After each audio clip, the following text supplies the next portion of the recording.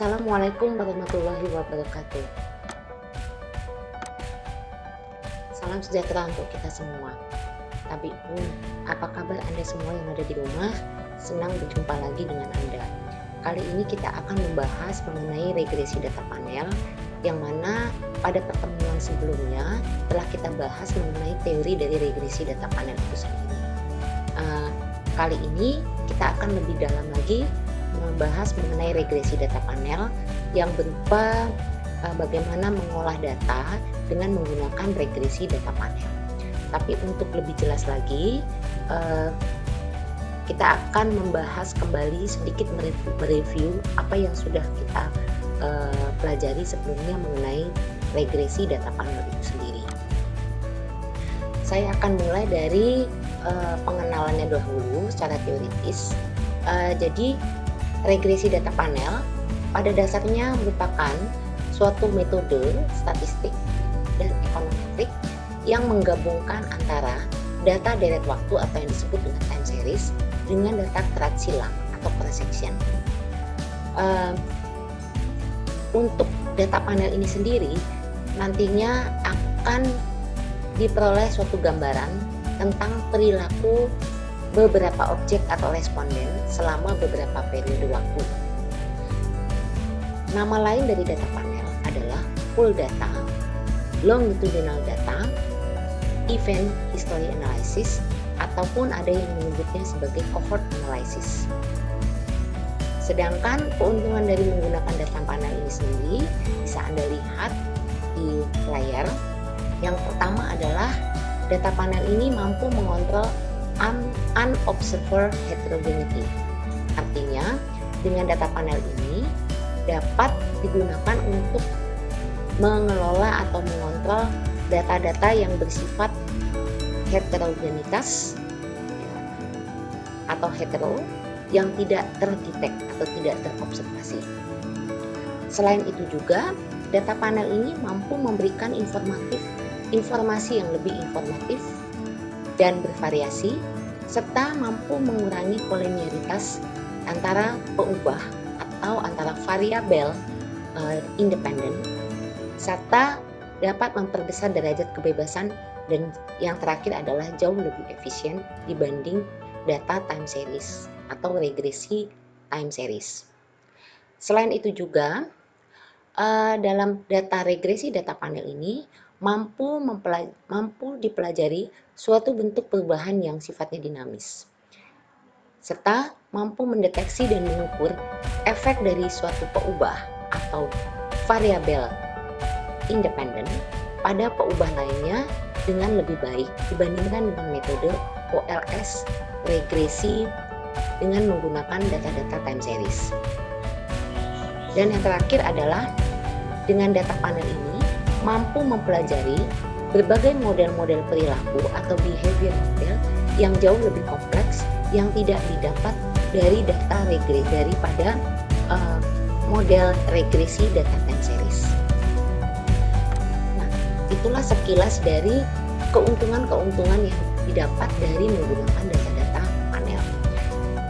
Kemudian, untuk membahas kembali supaya Anda bisa lebih memahami seperti apakah data panel itu sendiri, coba Anda lihat pada layar ini, di mana data panel ini terdiri dari suatu konstruksi data yang mengandung data time series dan data cross section. Jika Anda lihat, apabila diketahui pada kolom I yang menandakan responden, apabila diketahui jumlah responden adalah N, maka kita lihat di sini pada kolom I, di kolom kedua adalah I adalah kelompok responden yang pertama. Bisa Anda lihat, ya, ini dimasukkan dalam satu kelompok. Kemudian kelompok yang kedua adalah yaitu kelompok kedua pada kolom yang ketiga, dan seterusnya sampai pada kelompok N pada kolom yang keempat. Nah, kemudian inilah yang disebut dengan data cross section. Kenapa disebut data cross section? Karena di dalam data ini ya, kita lihat dalam satu kelompok ini memiliki jenis responden yang sama atau berasal dari responden yang sama. Kita lihat di sini untuk responden yang pertama atau untuk kelompok yang pertama terdiri dari responden yang pertama. Untuk kelompok yang kedua terdiri dari responden yang kedua dan seterusnya sampai responden yang ke N yang menjadikan kelompok yang ke N. Kemudian pada kolom yang kedua, pada baris yang kedua, jika Anda lihat, baris yang kedua inilah yang menunjukkan data ini merupakan data time series, di mana data time series ini dilambangkan sebagai T. Ya, T di sini pada tahun pertama sampai tahun ke T. Nah, untuk tahun pertama sampai T pada kelompok yang pertama. Dan kemudian di baris ketiga adalah tahun yang pertama sampai tahun yang ke T, masuk di kelompok yang kedua. Di baris yang ketiga, adalah tahun yang pertama sampai tahun ke T untuk kelompok N. Nah, inilah yang disebut dengan data time series. Oke, kemudian sehingga data yang apabila kita konstruksi pada data kerangka umum untuk data peubah bebas dan peubah tidak bebasnya, kita lihat pada baris peubah tidak bebas atau variabel independen, variabel dependent yang dinyatakan dalam notasi Y, ya, merupakan pengalian antara data time series yang ada di baris I dikalikan dengan data pada barisan pada kelompok yang kedua. Ya, kita lihat di sini adalah 1. Jadi YIT, ya, ini YIT kan pengalian antara 1 dengan 1 pada baris I dan 1 pada baris T. Begitu juga dengan peubah bebasnya, ya, yang merupakan pengalian antara peubah bebas pada responden yang pertama di kelompok yang pertama dikalikan dengan tahun yang pertama pada kelompok pertama dan seterusnya, sehingga pada kelompok yang kedua itu juga akan sama seperti pada kelompok yang pertama, ya, dan seterusnya sampai ke N. Nah, inilah ciri-ciri dari konstruksi data pada data panel. Mungkin Anda bisa lihat konstruksi data nanti pada Excel, ya, yang secara realnya. Nah, jika Anda lihat di sini, bagaimana kalau tadi adalah merupakan konstruksi data, kali ini kita akan melihat seperti apakah konstruksi model dari regresi data panel. Karena model ini merupakan model regresi pada dasarnya, sehingga model regresi yang dinyatakan di dalam data panel tidaklah berbeda dengan model regresi pada data time series. Dengan model umum, YIT sama dengan alfa, Y merupakan peubah tidak bebas pada I, yaitu pada responden yang pertama, oke, atau pada responden yang ke I dikalikan pada tahun T, sama dengan alfa, di mana alfa itu menyatakan variabel tetap atau yang disebut dengan konstanta, ditambah X yang merupakan peubah bebas atau independent variabel pada responden ke I dikalikan tahun ke T. Kemudian pada koefisien tertentu, yaitu beta, ditambah U yang merupakan galak pada responden yang pertama atau responden I dikalikan dengan tahun ke T. Jadi Anda bisa lihat konstruksi model pada regresi data panel ini tidaklah berbeda dengan konstruksi model regresi data time series atau regresi biasa. Apabila tadi kita melihat persamaan dari model regresi data panel dengan model regresi pada umumnya, mungkin Anda akan bertanya, apa bedanya antara model regresi data panel dengan regresi biasa? Perbedaannya hanya terletak pada jenis datanya.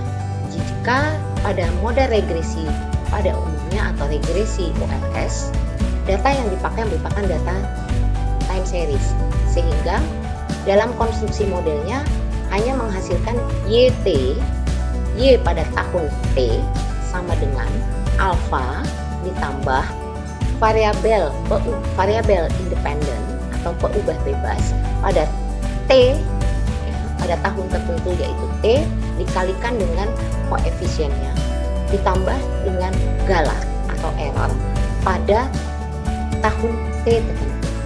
Jadi inilah yang membedakan antara regresi data panel dengan regresi OLS biasa, di mana dalam regresi data panel mengandung unsur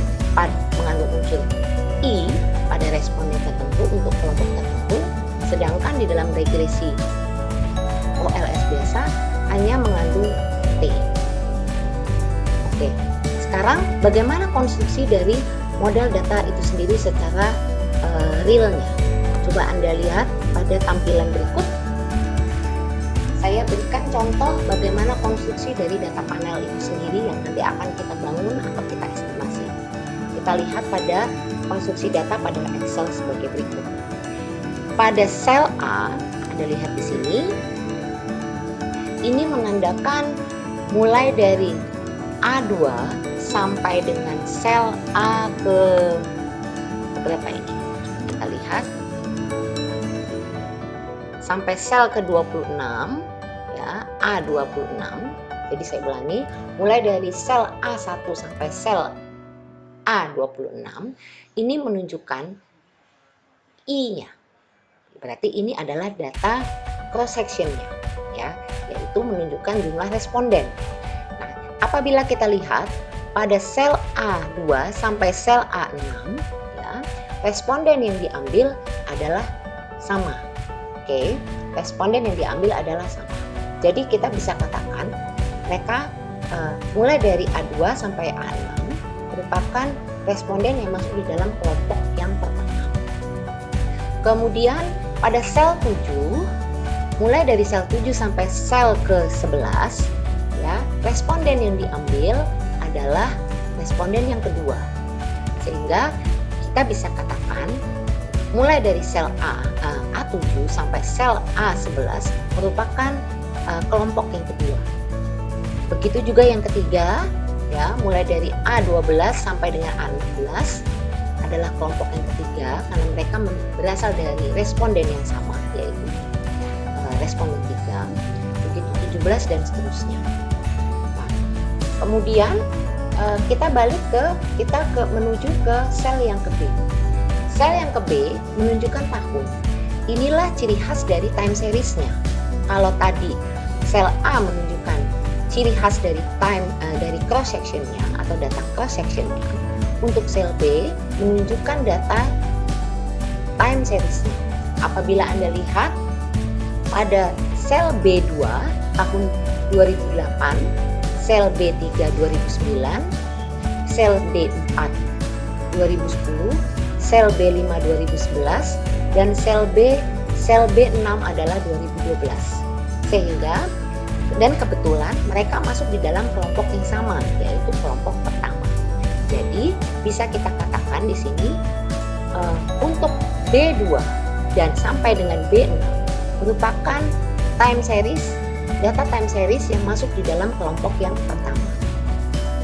Kemudian begitu juga dengan sel B, B7, B8, B9, B10, B12.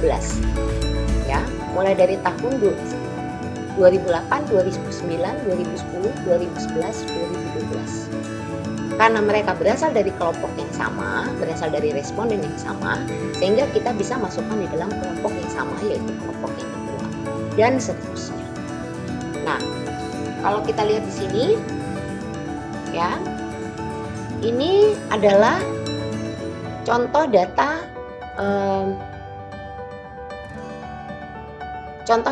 untuk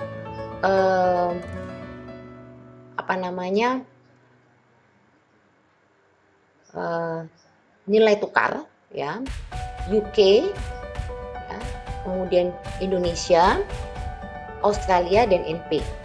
Oke, dimana nanti saya bisa kasih tanda untuk ketiganya ini, untuk UK, Indonesia, dan AUD merupakan katakanlah merupakan ininya ya, merupakan kelompok independen, atau bisa saya kasih ini merupakan kelompok independen, dan NP-nya adalah kelompok independen. Ya, untuk mempermudah kita bisa kita kasih warna. Ini adalah kelompok yang pertama, ya. Ini kelompok yang kedua, dan seterusnya. Nah, inilah konstruksi dari model regresi data panel, ya. Model regresi data panel. Oke, selanjutnya saya ada contoh lagi. Ini contohnya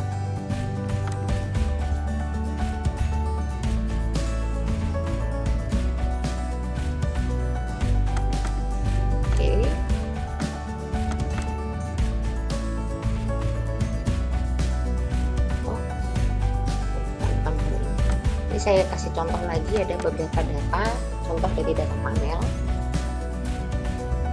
Nah, ini juga sama. Nah, ini adalah contoh data yang lebih banyak lagi. Kita lihat di sini. Ini adalah time series-nya. Oke. Dan ini adalah cross section-nya. Jadi letaknya bisa terserah Anda ya. Kita bisa lihat di sini. Ya, pada sel pertama tahun 90 sampai tahun 2012. Ya, ini udah saya kasih tanda. Dia masuk di dalam kelompok ASEAN. Oke.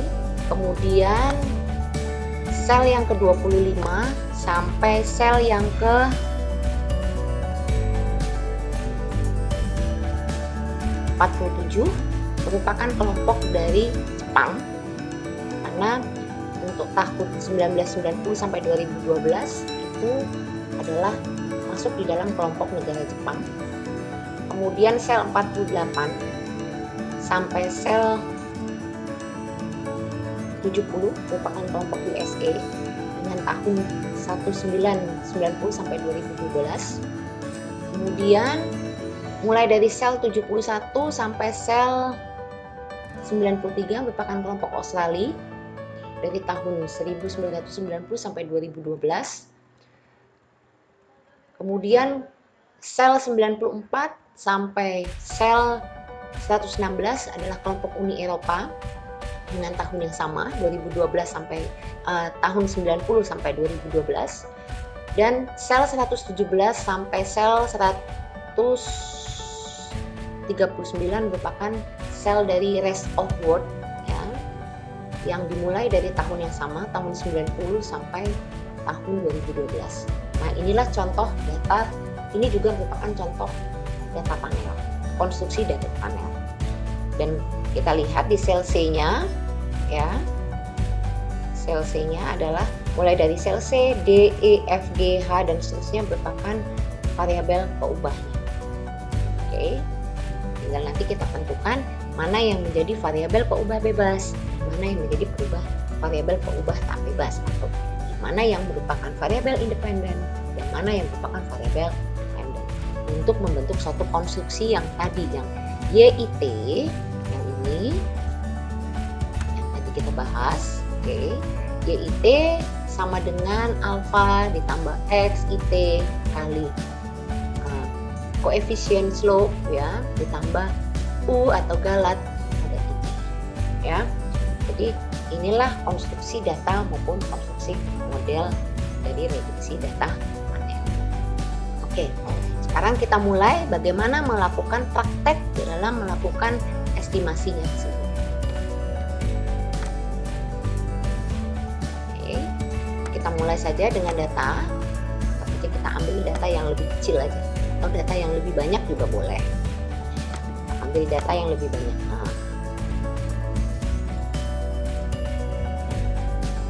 Kita ambil data yang lebih kecil. Oke. Ya. Data ini rencananya mau kita masukkan di dalam, kita konversikan ke eFuse. Jadi, ada di file mana nih? Coba saya lihat. Oh, ada di G. Oke, kita buka dulu eFuse-nya. Biasanya kalau kita buka, tampilan pertama akan seperti ini.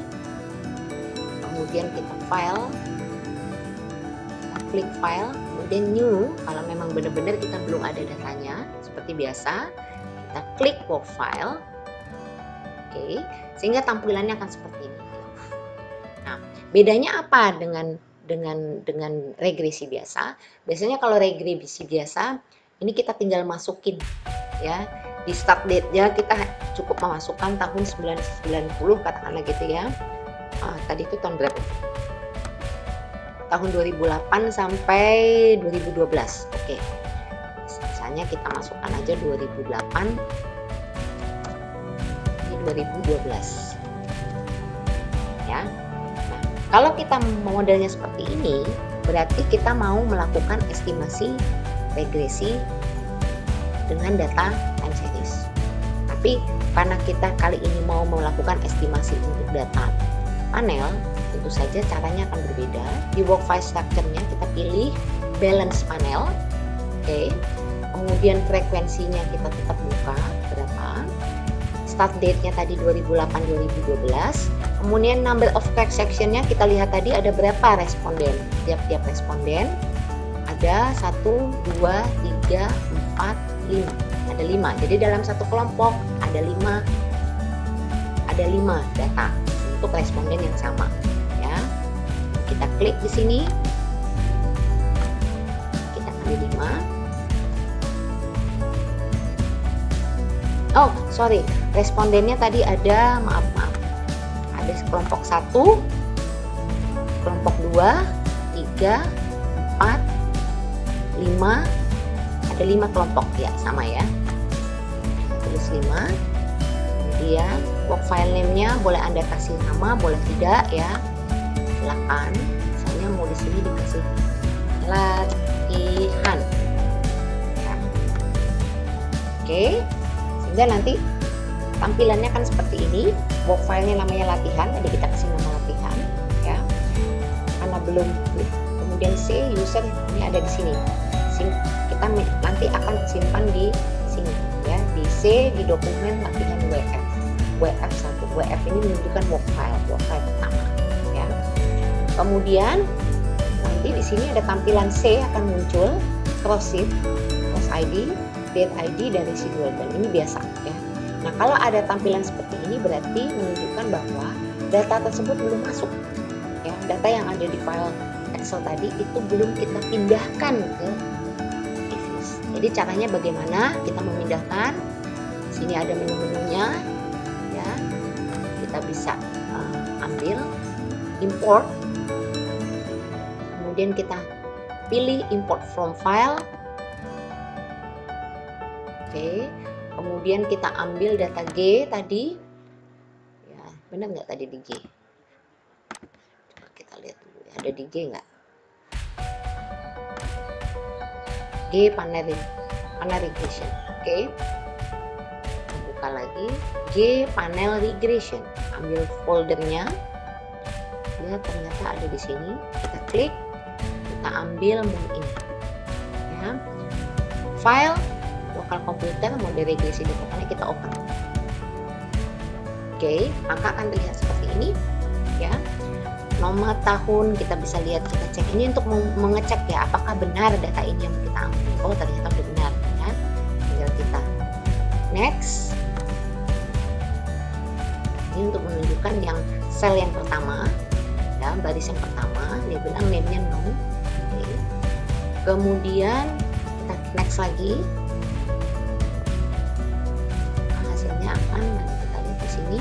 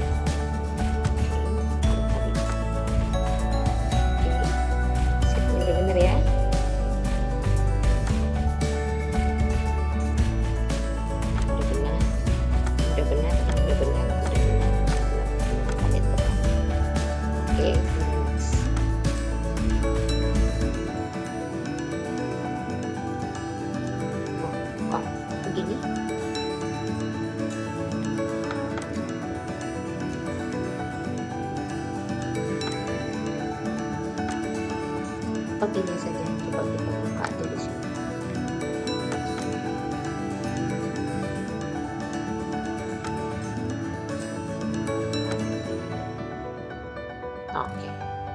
Oke, kita create new work file. Ya, basic starter data panel, plus ID, annual.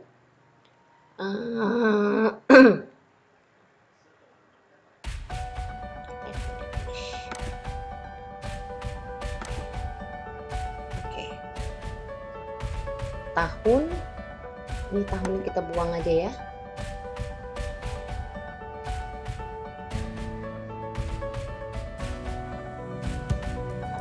Oke, jadi di sini ini kita buang aja tahunnya. Oke, jadi ini datanya ya. Variabelnya adalah tadi ini ya, key out, key Indonesia, UK sama NP ya. Kalau kita lihat di sini urutannya, jadi Anda harus urut UK, Indonesia, Australia, NP. Ini kita jelas supaya nggak mengganggu. UK, Australia, UK, Indonesia, Australia, NP. Nilai petani ya, NP itu nilai petani. Oke, UK. Jadi caranya bagaimana? Kita klik UK. NP-nya dulu, karena NP adalah variabel dependennya atau peubah tidak bebas. Kemudian out,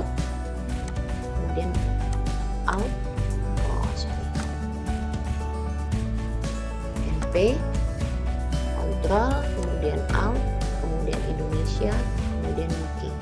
Ini, ya. Jadi boleh Anda tekan, saya ulangi lagi ya.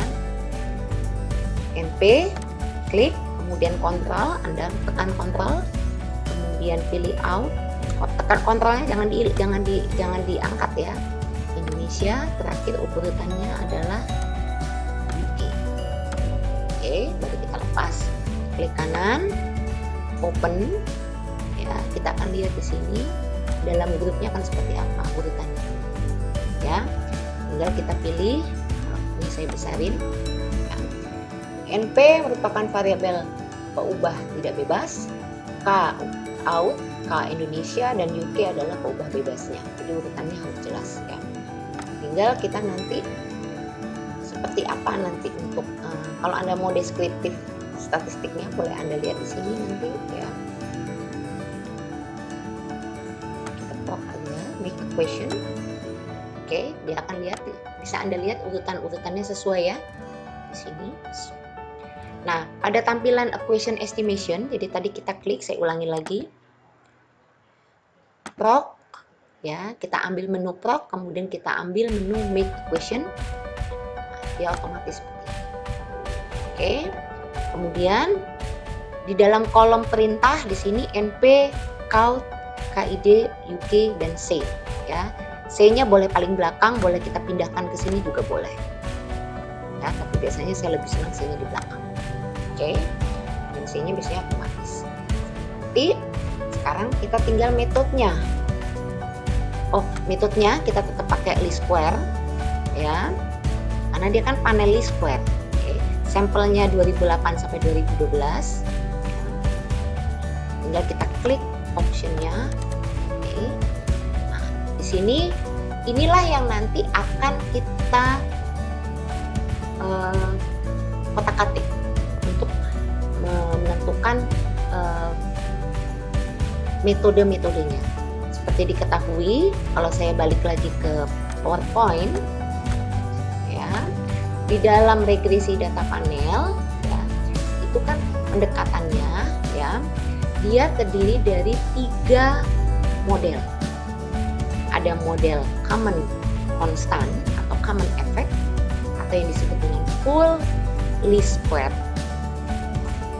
Kemudian ada metode fixed effect, dan yang terakhir adalah metode random effect. Ya.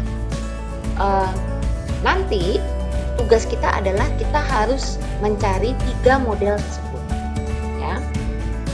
kita akan mencari metode common effect-nya, kita akan mencari metode fixed effect-nya, dan kita akan mencari metode random. Nah, untuk membuat itu, dalam tampilan eViews inilah, di menu panel option inilah yang nanti akan membuat 3 macam model tadi. Apakah common effect, apakah fixed effect, ataukah random effect.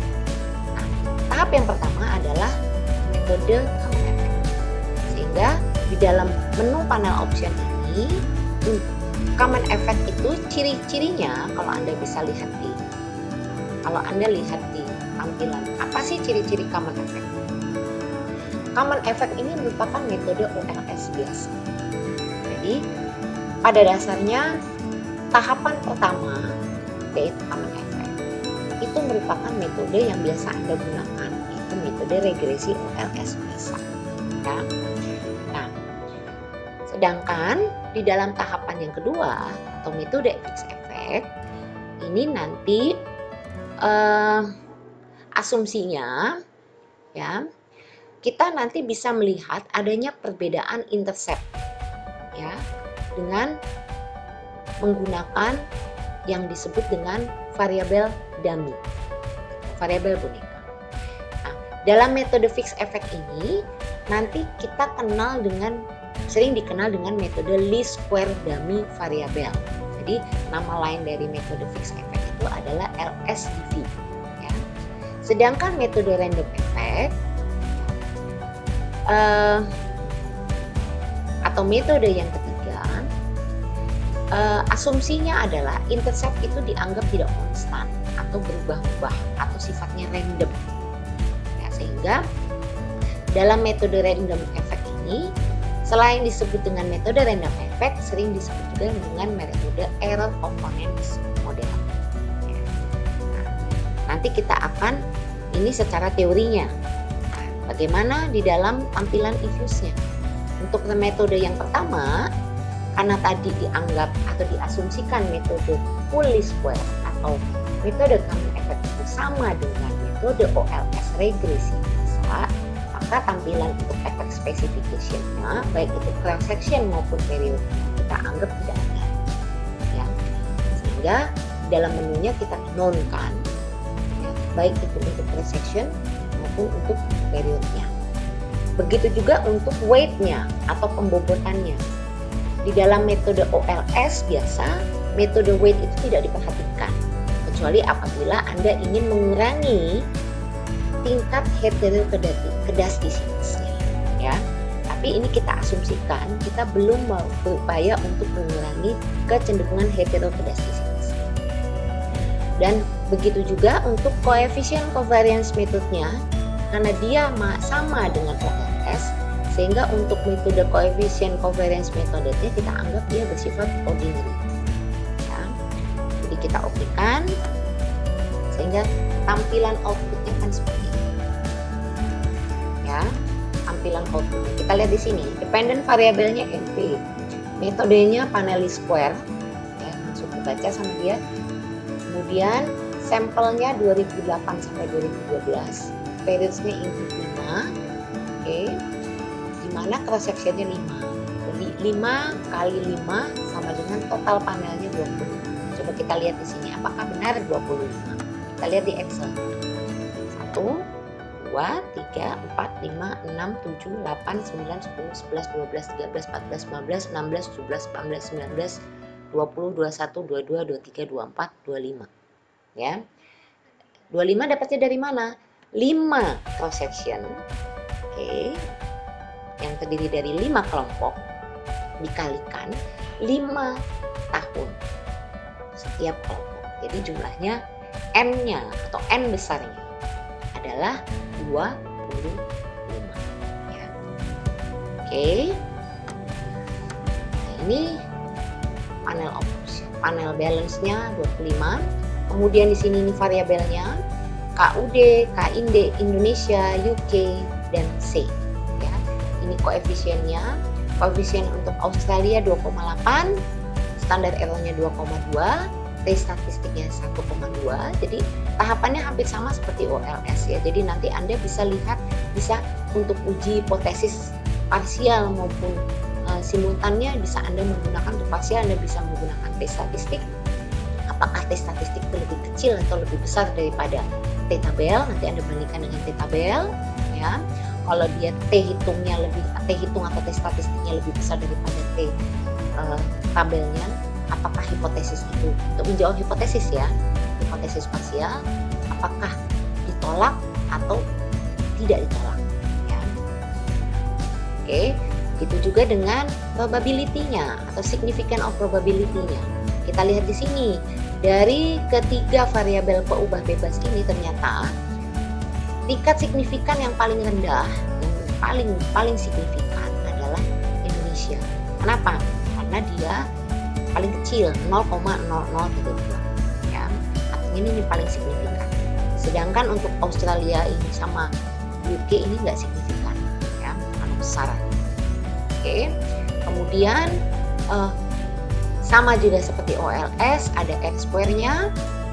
Oke, ini saya lihat di sini, ini saya kasih tanda R-square-nya, ya. R-square ini berasal dari nilai R-nya. Nah, bedanya dengan SPSS, kalau di SPSS kan dia ada R-nya, ya, ketemu nilai R-nya. Kalau di eFuse yang ditampilkan hanya R-square. Jadi kalau Anda mau mencari nilai R-nya, ya tinggal Anda akarkan. Kenapa? Karena rumus formula dari R-square itu berasal dari R kali R. Jadi, kalau R-square-nya diketahui, berarti R-square-nya harus diakarkan atau dipangkat setengah. Ya. Jadi kalau R-square-nya 0,34, berarti R-nya itu adalah akar dari 0,34. Ya, itulah R-nya. Tinggal nanti Anda lihat R-nya berapa, ya. Dengan Anda bisa interpretasi kalau R-nya, andai kata misalnya R-nya 0,5, ya, 0,58. 0,58. Berarti 0,58 itu bisa diinterpretasikan apakah dia berkorelasi kuat atau tidak berkorelasi, atau berkorelasi tidak kuat, ya. Atau sebenarnya kalau dalam ekonometrik itu hanya ada dua kemungkinan, berkorelasi dengan tidak berkorelasi, ya. Apakah dia berkorelasi atau tidak berkorelasi, dan apakah korelasinya, kalaupun dia berkorelasi, apakah positif korelasinya yang menunjukkan hubungan antara variabel peubah bebas dengan variabel peubah tidak bebas, ya. Dan R-square-nya menunjukkan besarnya keterkaitan antara peubah bebas dari tiga peubah bebas tadi, baik Australia, Indonesia maupun UK, terhadap variabel peubah tidak bebas, yaitu MP, ya, besarannya biasanya dinyatakan dalam bentuk persentase. Kemudian adjusted R-square-nya adalah 0,25.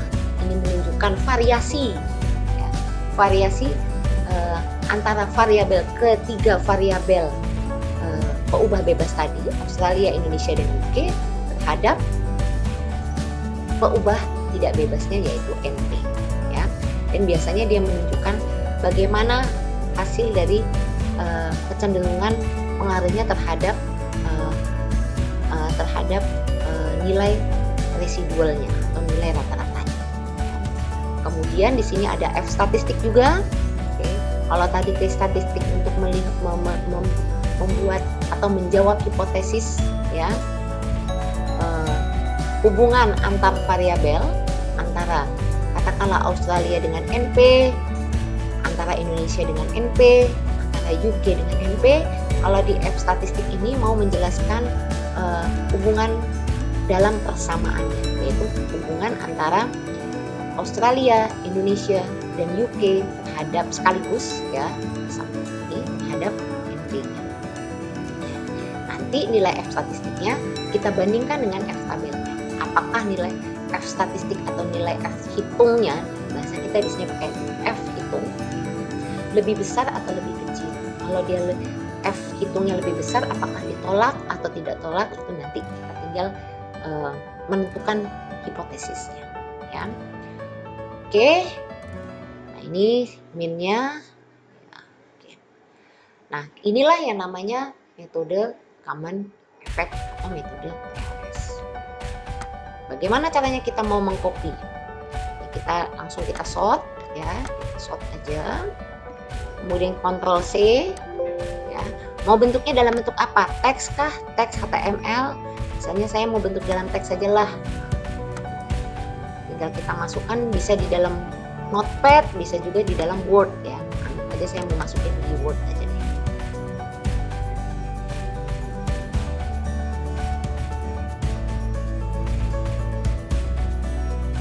Oke.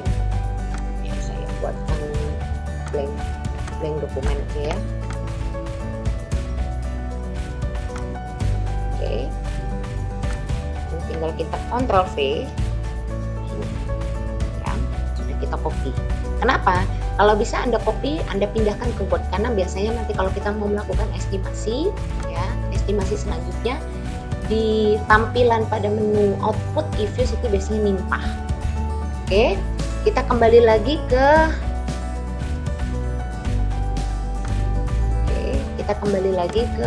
menu work file-nya.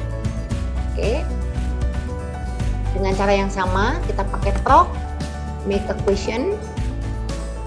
Spesifikasinya seperti ini ya. Kemudian kita masuk ke model yang kedua, yaitu model fix effect ya. Bagaimana caranya buat model fix effect? Langkahnya sama, cuma nanti di menu panel optionnya aja nanti kita buat fix ya. Oke, periodnya katakanlah misalnya, coba saya lihat dulu.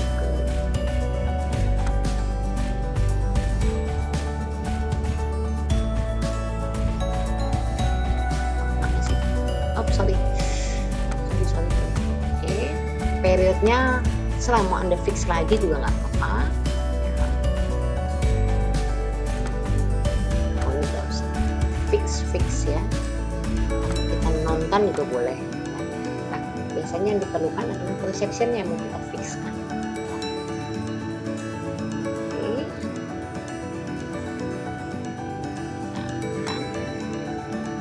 Anda bisa lihat delete untitled equation, artinya yang equation yang tadi kalau kita equationkan lagi, kita bikin persamaan baru lagi, dia akan limpah. Jadi kita yes. Oke, hasilnya akan seperti ini ya.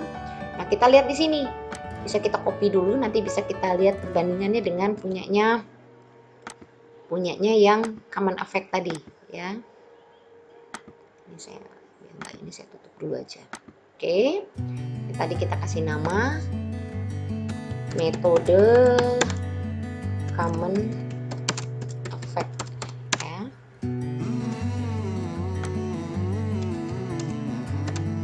Oke, yang kedua metode fix effect model. Oke. Kemudian tinggal kita copy hasilnya. Coba kita lihat ya perbandingannya antara yang atas dengan yang bawah.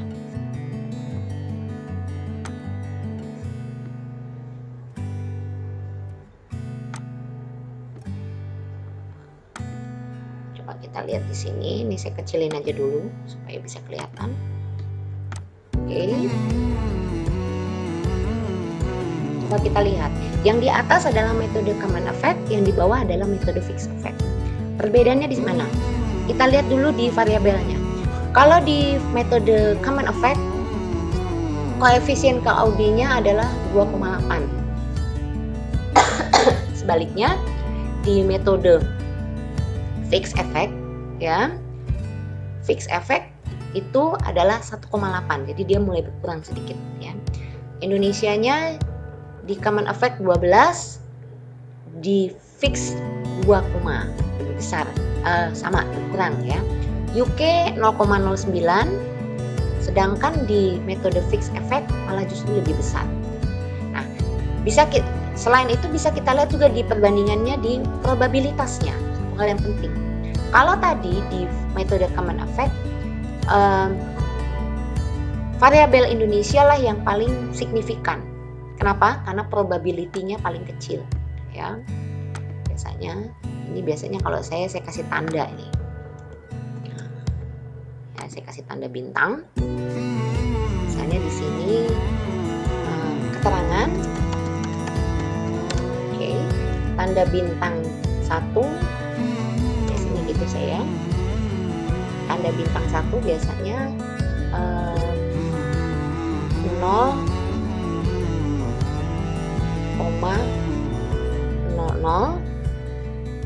signifikan, ya. Signifikan 0,00. Kemudian bintang 2 terlalu kecil ya tulisan saya, ya.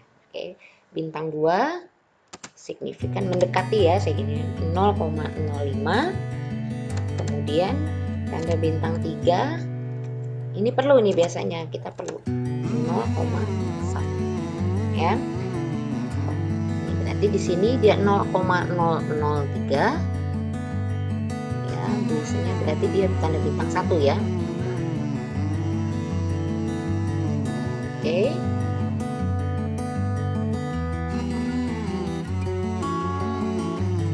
Biasanya saya gini 0,001.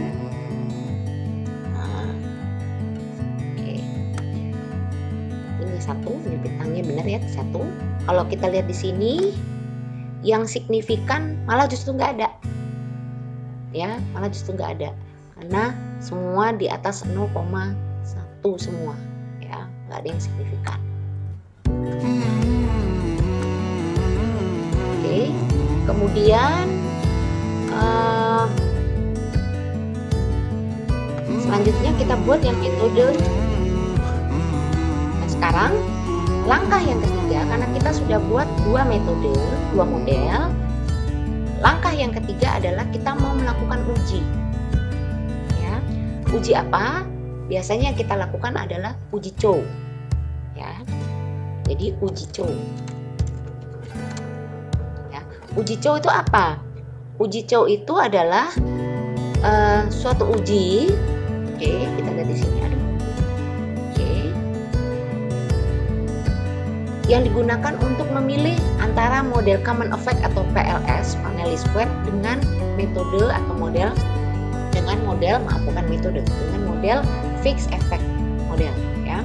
Jadi untuk memilih antara estimasi yang pertama tadi yang merupakan PLS atau common effect, kita dengan diuji dengan fixed effect yang kedua tadi, kita mau pilih mana antara satu dengan kedua, kita menggunakan uji Chow. Caranya bagaimana?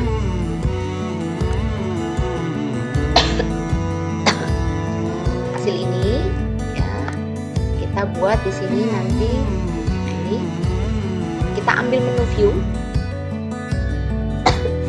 Kita ambil menu view.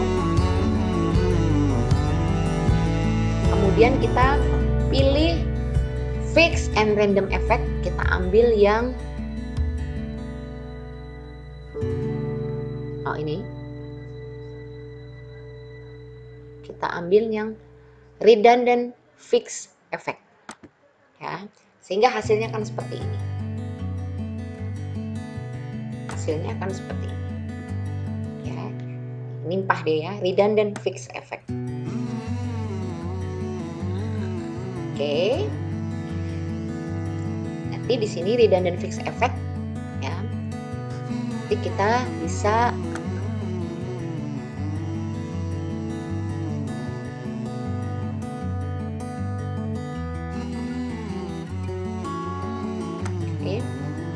kita copy dulu aja, ya, biar nggak ketimpa.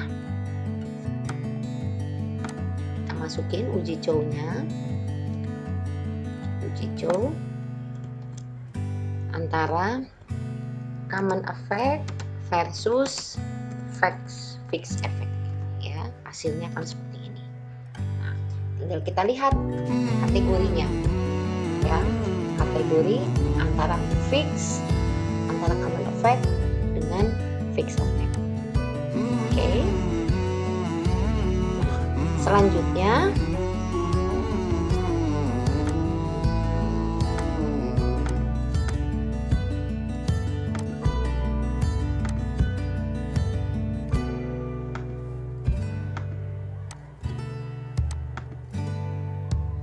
Selanjutnya, setelah kita melakukan uji COW atau redundant fixed effect test, ya, di sini kita akan lihat, ya, bagaimana uji COW itu digunakan untuk mengetahui model mana yang lebih baik dalam pengujian data panel antara model common effect dengan model fixed effect. Tadi dikatakan bahwa kalau di dalam model fixed effect, biasanya kita akan menambahkan unsur variabel dummy, ya, sehingga akan terlihat nanti dari interceptnya setelah dilakukan uji statistik atau uji F statistik, kita akan bisa lihat, ya, hasilnya. Nah, dalam uji F statistik inilah yang nanti digunakan untuk mengetahui apakah teknik regresi data panel dengan common effect lebih baik atau tidak lebih baik daripada model fixed effect. Jadi dari nilai F statistik inilah yang nanti akan menentukan model mana yang kita akan mau pilih, ya. Jadi F statistik dari nilai uji COW ini. Tetapi terlebih dahulu karena uji statistik ini gunanya untuk membuat suatu kesimpulan, akan lebih baik apabila di awal Anda sudah membuat suatu hipotesis, menarik suatu hipotesis atau hipotesis null dalam rangka untuk menarik kesimpulan uji mana yang mau kita pilih, ya. Jadi di sini anggap saja kita buat dulu ujinya.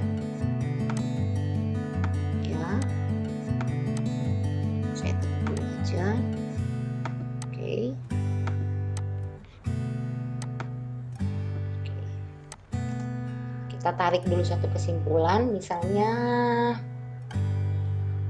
hipotesa 0.2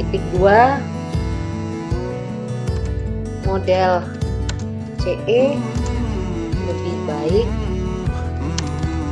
daripada model FEM, ya. Kemudian hipotesa akhir, model FEM lebih baik daripada model C, ya. Sehingga dari sini kita analisisnya, hipotesisnya, ini kita tarik dulu, nah, baru kita lihat dari sini, ya, F statistik dari hasil uji COW-nya.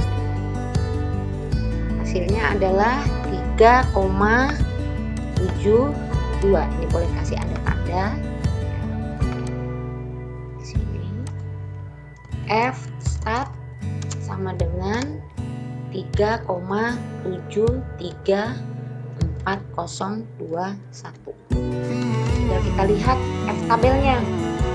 Katakanlah misalnya F tabelnya, kita lihat di sini F tabelnya. Untuk data, kita buka F tabel.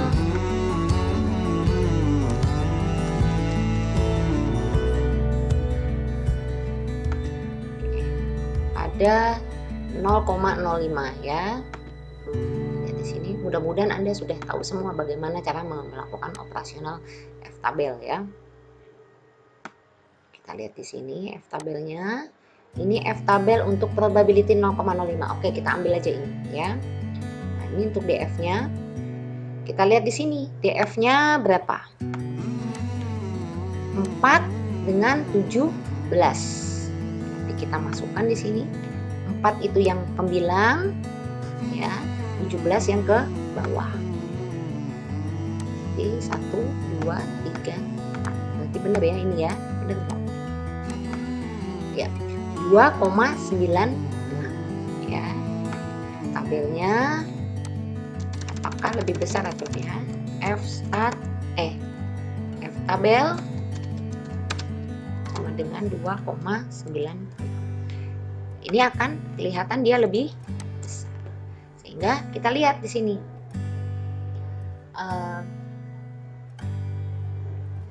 F statistiknya itu tadi kan katakan bahwa dalam teori mengatakan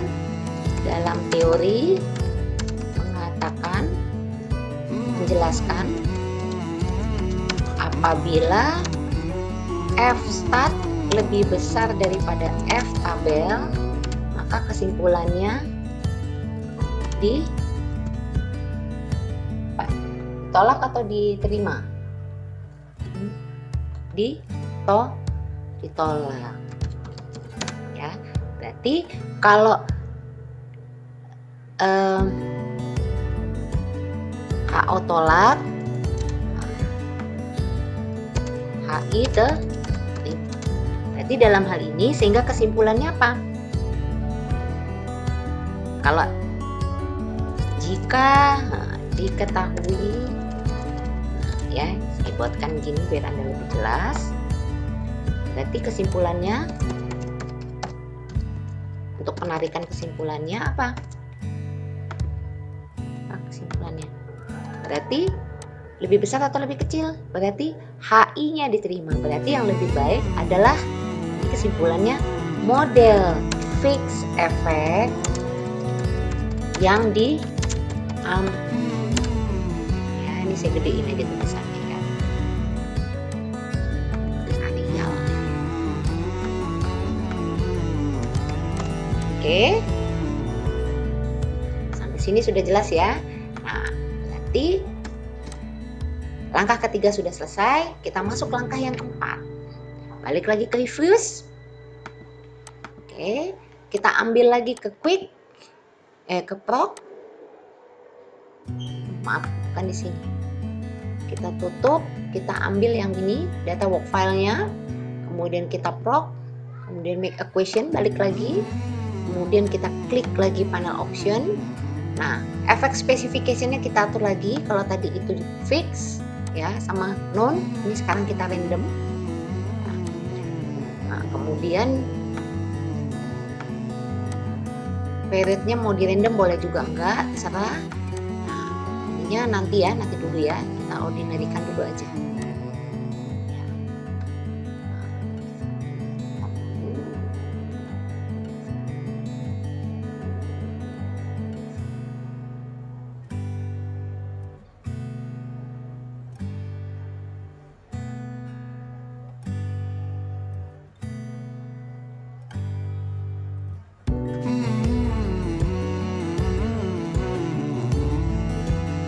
Kita lihat di sini,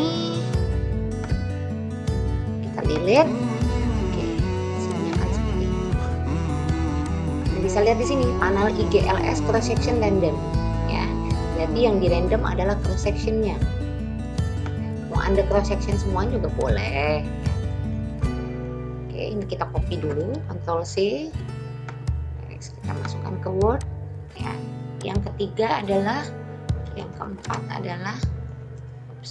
Yang ketiga adalah model random effect ya. Tinggal kita masukkan. Oke. Kita lihat di sini model random effect-nya. Nah, untuk memilih random effect, tadi kan yang kita pilih antara common effect dengan fixed effect adalah fixed effect ya. Nah, sekarang kita pakai random effect-nya. Nah, di sini langkah selanjutnya adalah kita melakukan uji Hausman. Kenapa melakukan uji Hausman? Karena tadi di awal Anda kan pilih fix ya, antara CE dengan FE, Anda ambil FE. Nah, sekarang artinya model itu hanya tinggal dua nih, antara fix sama random. Nah, antara fix dengan random ini kita harus pilih salah satu. Mana yang mau kita pilih salah satu? Cara untuk memilihnya adalah kita melakukan uji Hausman. Caranya gimana? Balik lagi ke sini, ke Fuse. Kemudian kita ambil View, kita ambil menu Fix Random Effect Testing. Oke, kita ambil Hausman. Ya, kita ambil Hausman. Inilah hasilnya. Ya. Kemudian Correlated Random Hausman Test. Ya.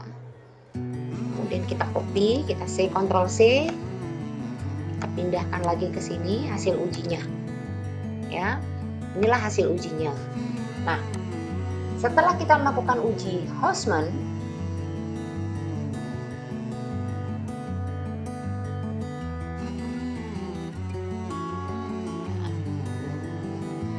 kita lihat nilai F dari uji Hausman-nya. Berapa nilai efeknya? Oke, kita lihat di sini.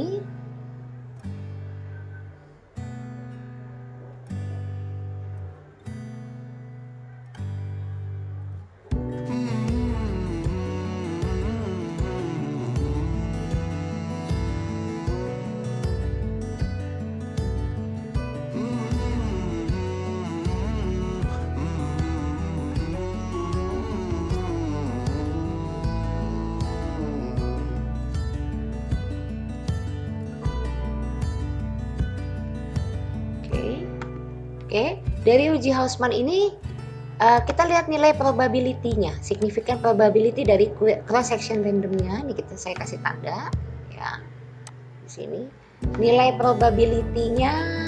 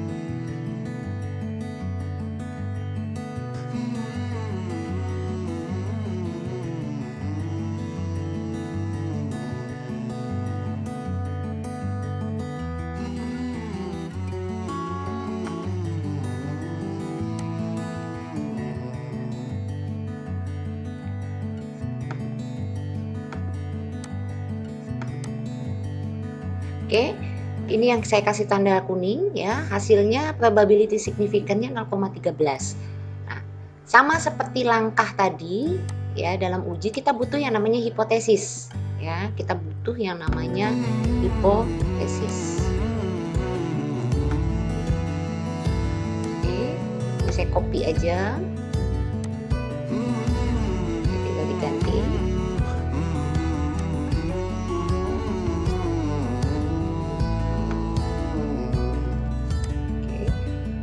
HO model fix lebih baik daripada model RAM ya. Model RAM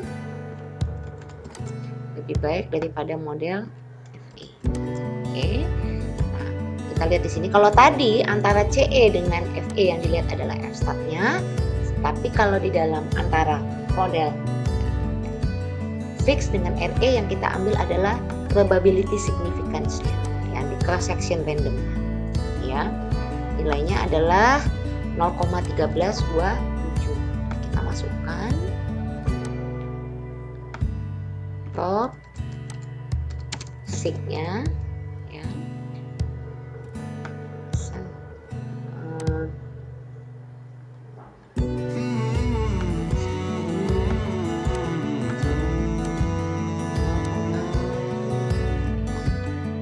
0,05 tadi ya. Oke.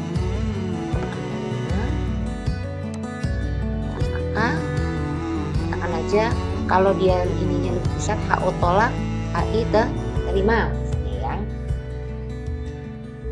Berarti kalau seandainya tadi nilainya adalah berapa tadi itu?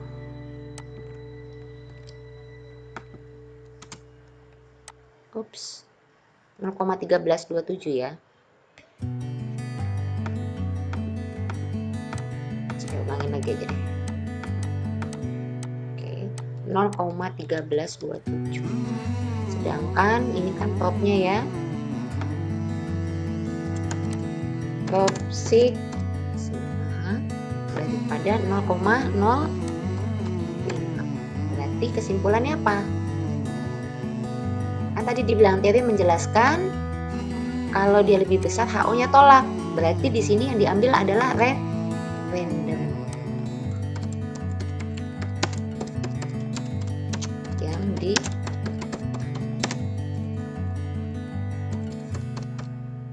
Oke. Berarti dalam hal ini random inilah yang nanti akan kita lakukan analisis. Ya. Selanjutnya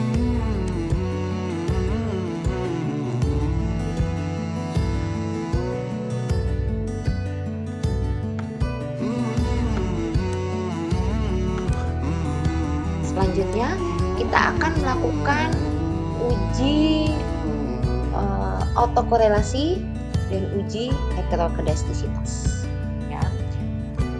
Karena kita lihat di sini, kita balik lagi ke hasil random efeknya tadi. Coba saya balik ke sini aja ya. Hasil random. Bukan yang ini ya. Ini saya buat lagi.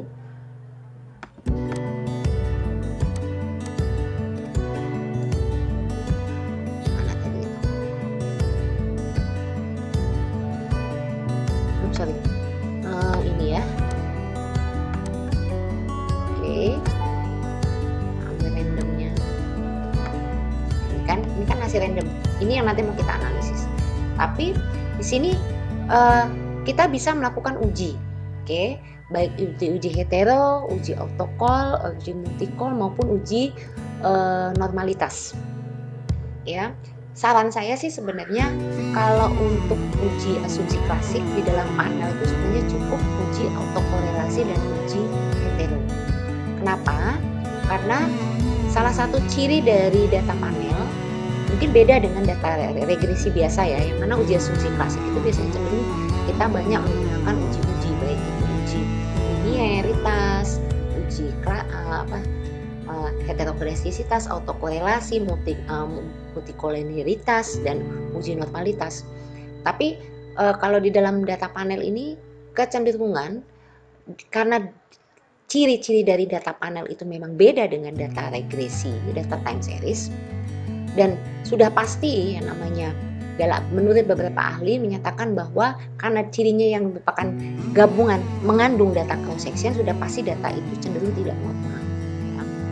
Cenderung tidak normal dan cenderung ada multikoliniaritas, sehingga pada umumnya untuk melakukan uji asumsi klasik di dalam data panel itu cukup melihat dari heterokedastisitas dan autokorelasinya saja ya. Jadi langkah pertama yang harus kita lakukan, ini bisa kita lakukan ya. Oke, kita masukin dulu, kita specify estimate dulu aja ya, kita regress dulu seperti apa persamaannya.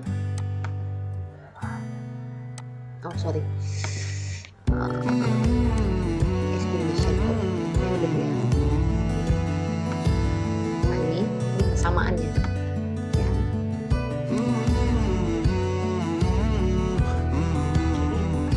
Ini adalah random, saya masukin di sini ya. Estimasi yang diambil, yang akan dianalisis adalah model random effect. Hasil estimasinya kita buat ini ya. Ini rumusnya ya, ini yang sudah di-share-kan. Oke, nah tinggal kita balik lagi ke sini. Kita ambil residualnya, Kalau Anda mau melihat normalitasnya bisa Anda coba di sini. Nah, ini hasil normalitasnya. Ya. Boleh nanti Anda copy to clipboard, Anda masukkan ke sini. Apakah data sini tercenderung normal atau tidak? Ya. Oke. Nah, ini kita lihat. Anda bisa lihat ya, datanya cenderung tidak normal. Oke.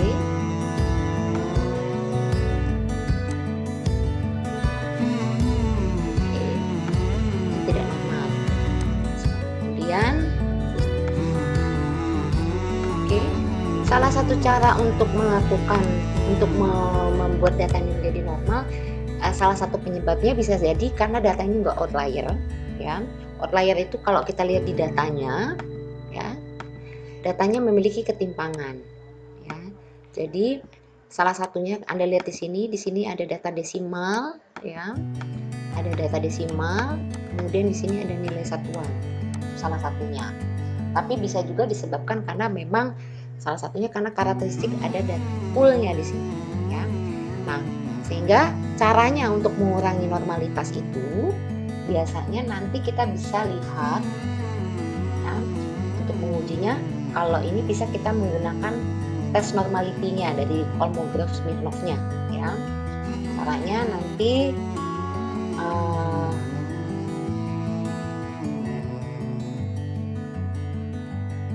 balik lagi ke sini. Jadi Anda bisa lihat di sini nih nggak normal ya. Nah, caranya tadi kalau kita lihat ini datanya tidak outlier, ya bisa saja sih kita buat ini dalam bentuk log. Nanti caranya, tapi kalau saran saya sih sebaiknya nggak usah, karena memang inilah ciri-ciri dari data panel. Tapi kalau Anda memang penasaran untuk membuang normalitasnya, ya silahkan aja. Tadi kan dilihat data yang nggak outlier itu adalah data UK, ya. Tapi di sini kita bisa buat UK, ini kita buat dalam bentuk log, ya. Biasanya kita dalam bentuk LN.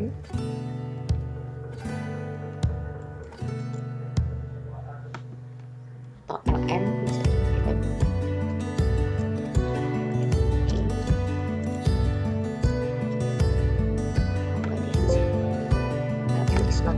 Oh ya, karena belum dibuat di sini ya, berarti kita masukkan dulu ininya, komennya.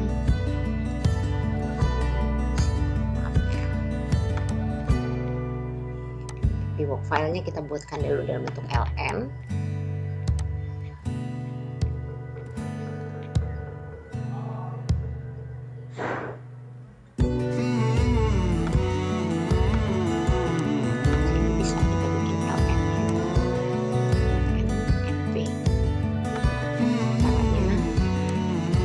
Sorry, LN UK.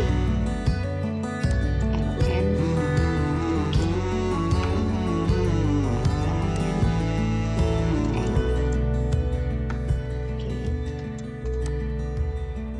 Jadi koma ya. Ini kan. Oke. Kemudian data ini kita masukkan ke sini.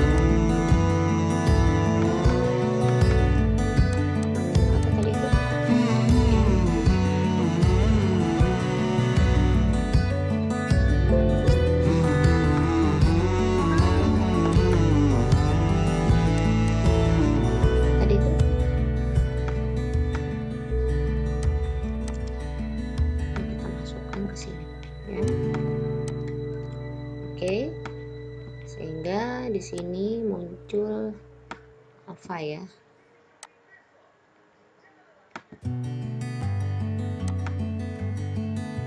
Tapi datanya merupakan data apa ini?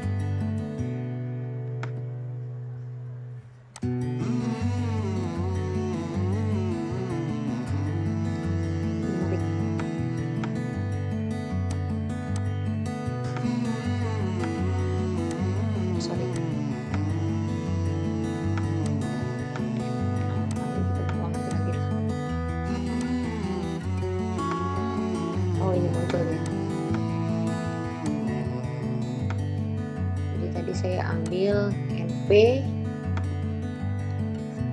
Australia, Indonesia, UK ya, sama share ya. Jadi kita buka di sini aja. Oke, muncul ya. Ini kita klik kanan. Ocean.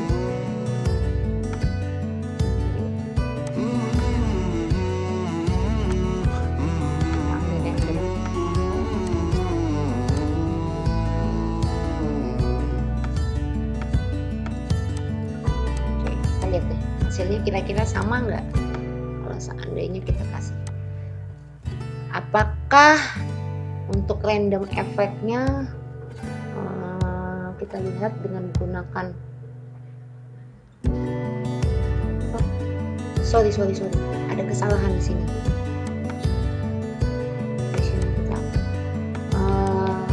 Yang kita ambil NP-nya LN-nya ya. Australia, Indonesia, sama UK-nya enggak, karena tadi kalau nggak salah UK-nya itu nilainya 4 ya. Kalau nggak salah tadi nilainya 4. Ya, berarti kalau gitu kita ambil cukup ini aja, ini.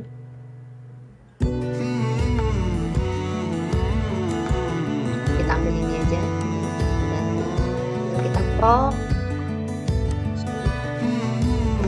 ya, share-nya ganti di sini ya. Terus sectionnya random. Kita lihat di sini. Nanti LN-nya 1 ya. Kita lihat di sini kira-kira kalau dia ini sudah normal belum? Kita lihat di sini residual statistiknya apakah sama? Enggak, ternyata nggak beda jauh ya. Nggak beda jauh, kita bisa lihat di sini nggak beda jauh. Kita buat tadi itu hasil equation-nya mana? Estimation output-nya, nah ini ya. Kita lihat di sini kalau kita bandingkan dengan, kalau Anda bisa lihat ya, probability-nya kalau tadi di random effect yang sebelum kita buang normalitasnya dengan cara mengurangi outlier. Outlier itu selisih nilai yang agak timpang, karena ada yang menggunakan data desimal, tapi untuk variabel UK dia menggunakan satuan, jadi hasilnya menjadi outlier ya. Kita lihat di sini hasil dari randomnya ya. Hasil dari randomnya Indonesia ini kan dia paling K Indonesia ini masih tetap yang paling ini ya, yang paling signifikan ya. Kita lihat di sini ini signifikan 0,034. Kalau kita buang normalitasnya, kira-kira randomnya probability-nya akan lebih besar, akan berubah nggak? Akan berubah ya. Tetap Indonesia tapi nilainya jauh lebih besar atau lebih kecil ini? Bukan ini, jauh lebih kecil ya.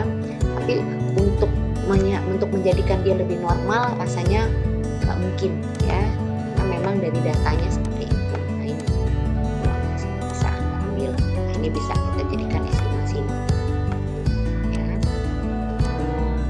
Hasil output random effect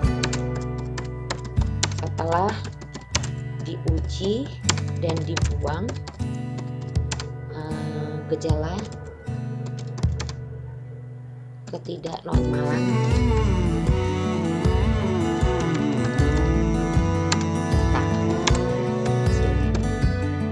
lihat di sini nilainya masih sama, kita bisa lihat kita kasih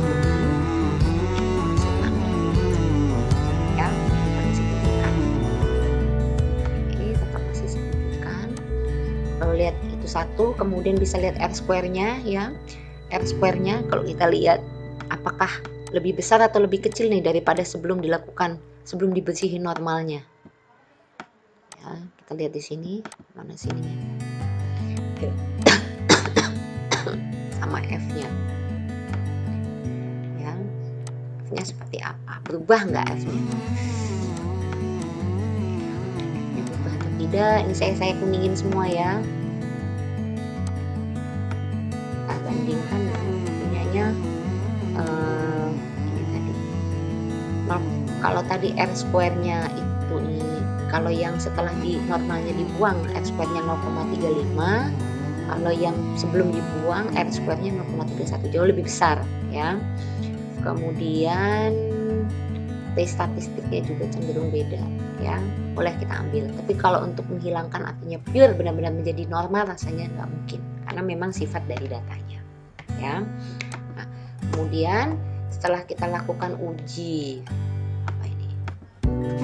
kita lakukan uji normalitas, kita bisa melakukan uji heterokedastisitas. Caranya bagaimana? Selanjutnya kita akan melakukan uji heterokedastisitas. Nah, uji heterokedastisitas ini buka lagi di sini. Ini yang mau kita ini tadi sudah dibuang ya. Kira-kira untuk heterokedastisitasnya itu biasanya yang kita lihat itu adalah nilai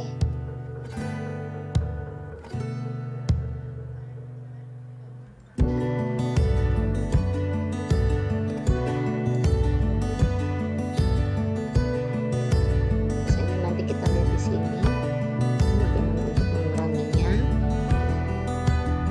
Tadi bukan view, isi dulu diagnostik.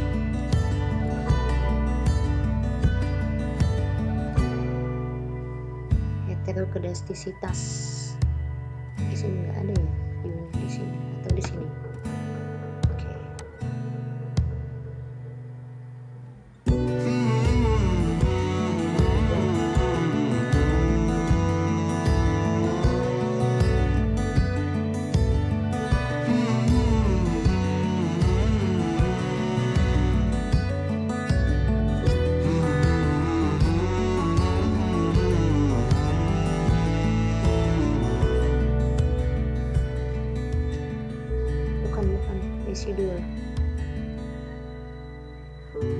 Residual diagnostik heterokedastisitas. Oke, kita ambil yang Bruspagan. Saya ulangi lagi ya. Nah, saya ulangi lagi. Jadi tadi itu,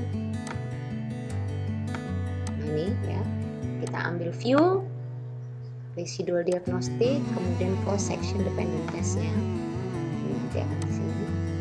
Diambil Bruspagannya, hasil tes statistiknya. Ya.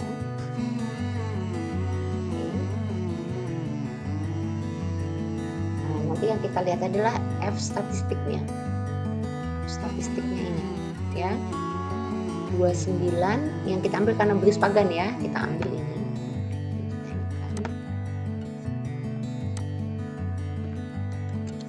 Oke, kita masukkan ke sini. Yang diambil adalah yang ini. Ini saya kasih tangan kuning ya. Hasilnya adalah nilainya untuk chi-square-nya ya, Bruspagannya. Dari chi-square-nya adalah 29, p-value berapa tadi itu? 0,0009 lebih besar atau lebih kecil daripada 0,05.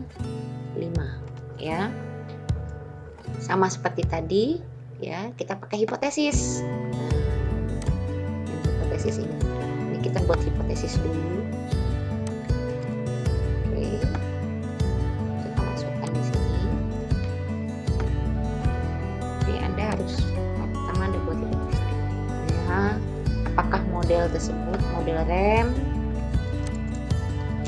mengandung heterokedastisitas. Yang ini tidak mengandung heterokedastisitas. Dan teori mengatakan kalau topsiknya p-value-nya lebih besar daripada 0,05, HO tolak aja ini tadi ya. Kita buat saja kesimpulannya. Kalau tadi kesimpulannya adalah, saya ambil jika p-value yang ini berarti kan dia lebih besar nih, lebih kecil ya, berarti p-value berarti kesimpulannya apa? HO ya, berarti dia mengandung apa? Mengandung terima, artinya mengandung heterokedastisitas. Kalau sudah ini, bagaimana caranya untuk mengurangi heterokedastisitas? Nah, caranya nanti kita satu ya. Kita uji dulu, uji multikolenialitas.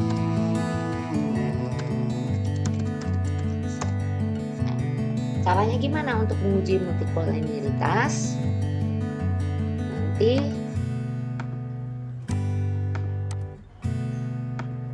oke, kita lanjut. Untuk uji multikolenialitasnya, kita balik lagi ke sini. Kemudian kita ambil prop ya, view. Kita klik with ya, kita ambil group statistik. Kita ambil combination. Nanti kita ini di seriesnya yang kita lihat variabel-variabelnya, NP peubah tidak bebas, K out, K Indonesia dan UK adalah peubah bebasnya ya, sehingga nanti kita lihat hasil. Nah, ini hasil dari uji multicollinearity. Kita bisa kita klik, bisa kita copy, misalnya di sini, kita masukkan ke sini.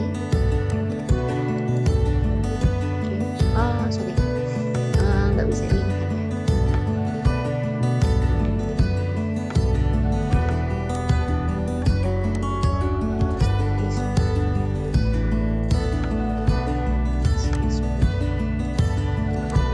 Oke, kita buat aja supaya nggak bingung ya. Oke, ini hasil uji multicollinearitasnya. Kita lihat di sini NP dengan NP1, K out dengan out 1, K Indonesia dengan Indonesia 1, UK dengan UK 1. Nah, antara NP dengan countnya 0,05, NP dengan K Indonesia. Dan kita lihat di sini hampir keseluruhan dari 3 peubah bebas dengan 1 peubah tidak bebasnya itu nilai koefisien korelasinya masih di bawah 0,8. Karena dia masih di bawah 0,8, karena rata-rata 0,05, 0,5, yang paling tinggi 0,5, 0,55 ya. Ada nggak? Ada nggak hasil 0 di atas 0,8? Coba saya lihat dulu ininya hasilnya. Oh, nggak ada. Oh, ada 0,8. Ya. Ada collinearity-nya. Ini collinearity. Kalau saya besarin ya, nggak begitu kelihatan soalnya.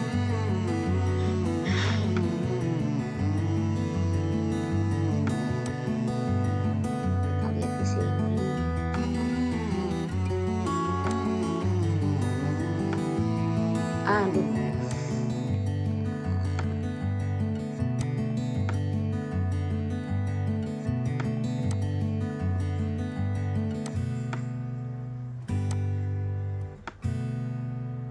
Ya, ada di sini.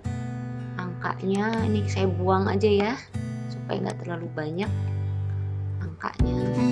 Saya ambil 2 digit terakhir aja.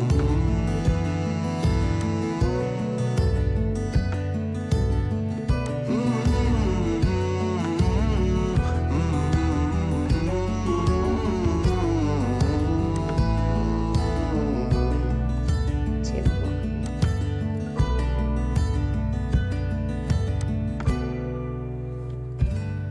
Ini juga saya buang supaya kita nggak sakit kepala ngelihatnya.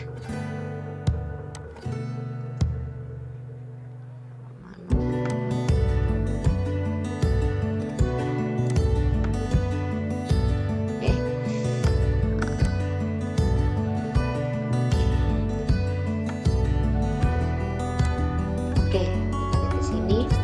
Yang nilainya di atas ini ada 2 ya.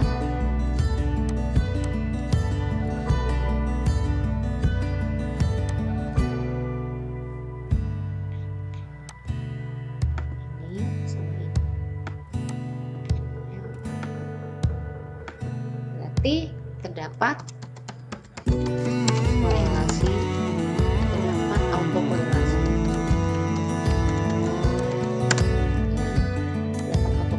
Karena masih dinilai di atas 0,8 atau di bawah di negatif 0,5.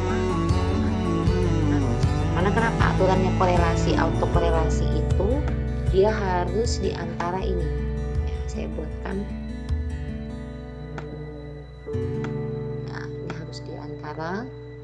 Oke, kalau saya buat ya dia harus di antara ini negatif 0,8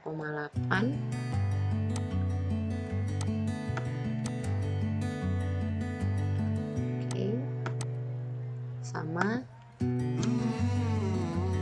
antara negatif 0,8 sama 0,8 ya, dapat ini 0 di sini.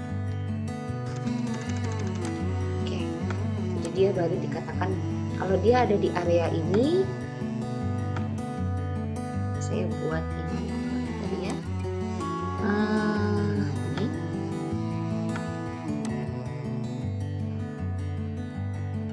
saya buat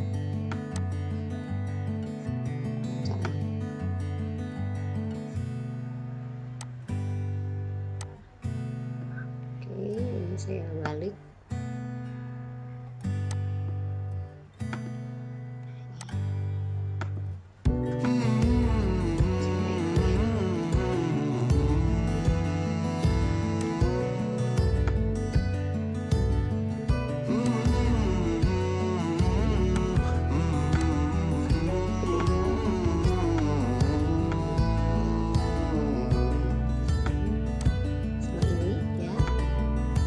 Berarti dia tidak multi-call kalau di dalam area ini.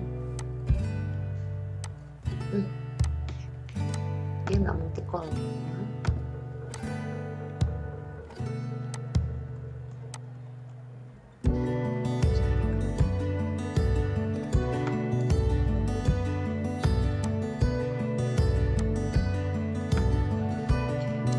Ini tidak multi-call di sini.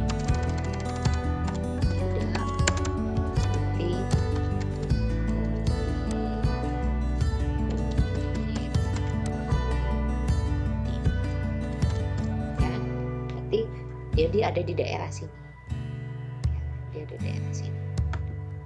Oke, jadi dia mengandung multicollinearity.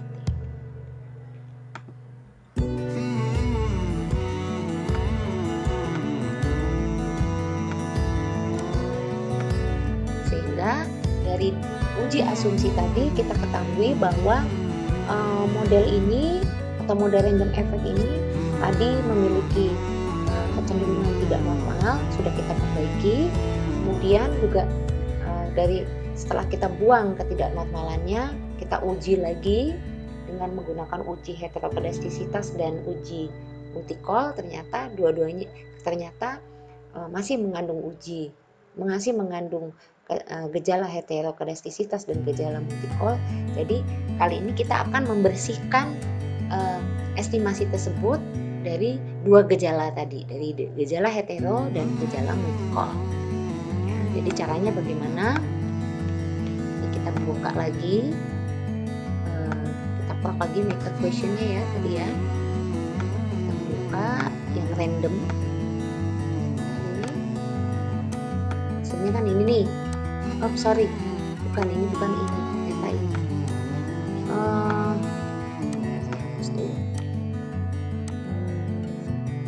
Oke, tadi kan diambil ini NP out Indonesia sama share ya.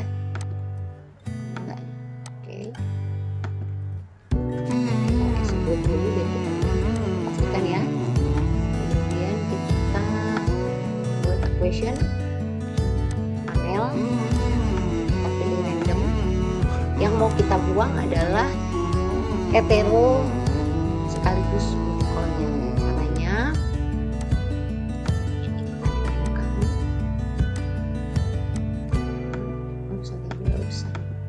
Ini kita nempelkan saja. Kita ambil cross section weight ya. Cross section untuk membuang multicolnya, weightnya untuk membuang heterokedastisitasnya ya. Kita ambil cross section weight GSE sehingga hasilnya akan seperti ini.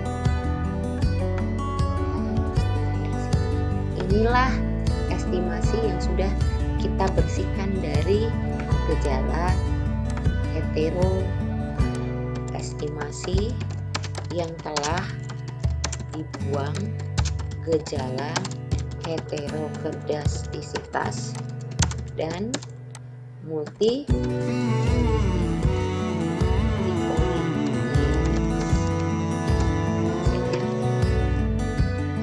kita bisa lihat. Nah, inilah estimasi akhir yang akan kita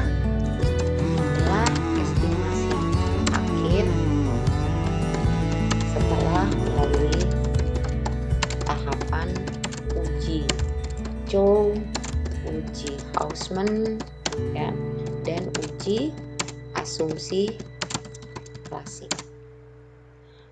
ya. Jadi inilah yang nanti akan dan yang akan diinterpretasi ya. Tinggal nanti kita menginterpretasikannya. Biasanya kita ambil adalah R-square-nya. Saya kasih tanda di sini. R-square-nya untuk melihat besarnya pengaruh antara ini out Indonesia dan log ini saya ganti aja ya, LN UK. Kenapa pakai LN UK tadi? Karena dia datanya outlier ya, karena datanya outlier sehingga cenderung dia tidak normal. Jadi supaya normal datanya kita buat supaya dia lebih cenderung homogen. Karena tadi untuk data out-nya sama Indonesia-nya adalah data desimal, sedangkan UK-nya adalah satuan, jadi mengandung outlier. Sehingga ini R-square-nya 0,35, berarti besarnya pengaruh antara Australia, Indonesia, dan UK yang setelah dilogkan di logaritma natural terhadap NP tukar petani salurannya 35%. Kemudian variasi antara variabel peubah bebas out Indonesia dan UK terhadap variabel tidak bebas NP adalah 0,26 atau 26% ya. Kemudian yang bisa kita interpretasikan lagi adalah nilai T-nya. Nah, nilai T-nya ini fungsinya untuk melihat atau untuk menjawab hipotesis ya, atau menjawab hubungan antar variabel, yaitu antar masing-masing variabel bebas atau variabel independen atau peubah bebas terhadap variabel dependennya, yaitu NP ya. Nanti dari hasil T statistik tersebut kita bandingkan pada T tabelnya sehingga bisa menjawab kesimpulan ya, kesimpulan untuk hubungan antar variabel. Selain itu juga kita bisa lihat F statistiknya. F statistiknya ini untuk menjawab hipotesis dari model apakah model tersebut dalam filter sama tersebut antara variabel peubah bebas terhadap variabel peubah tidak bebasnya itu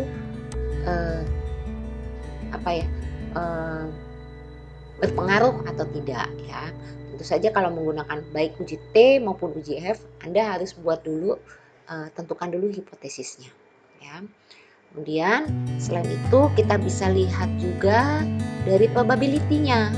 Nah, dari probability-nya ini bisa kita lihat ternyata Indonesia ya, ini nilai signifikan yang paling kecil, yang paling mendekati 0 adalah Indonesia ya. Saya kasih tanda bintang.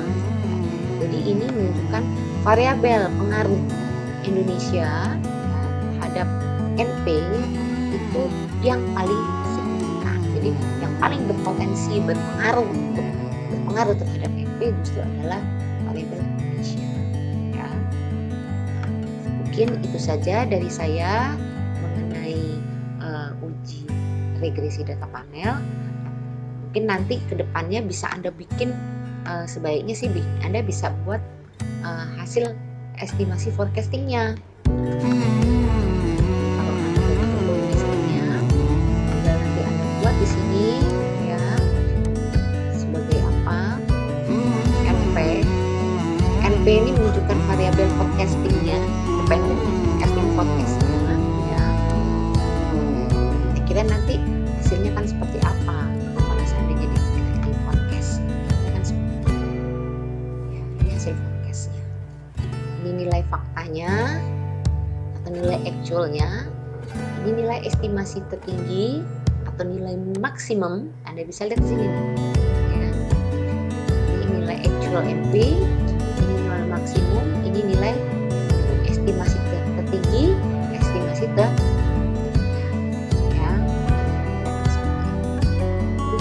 baca dari data tersebut hasil NP-nya itu dia cenderung seperti apa ya. Dalam beberapa tahun itu ternyata nilainya cenderung dia turun, kemudian di sini flat ya, di sini naik, kemudian turun lagi ya, dalam jangka waktu 5 tahun ya. Tapi biasanya kalau regresi data panel kita nggak menggunakan forecast, beda dengan mungkin yang sekian dari saya. Harap Anda bisa pelajari ini dengan baik-baik karena berdasarkan pengalaman sebelumnya memang model regresi data panel paling sering digunakan. Nanti silahkan Anda latihan sendiri, Anda ikuti modulnya ya. Nanti akan saya berikan modulnya lebih jelas secara manual. Mungkin itu saja dari saya. Terima kasih. Sukses selalu, tetap semangat karena sebentar lagi mau ujian. Oke, terima kasih. Saya ucapkan wabillahi taufiq wal hidayah. Wassalamualaikum warahmatullahi wabarakatuh.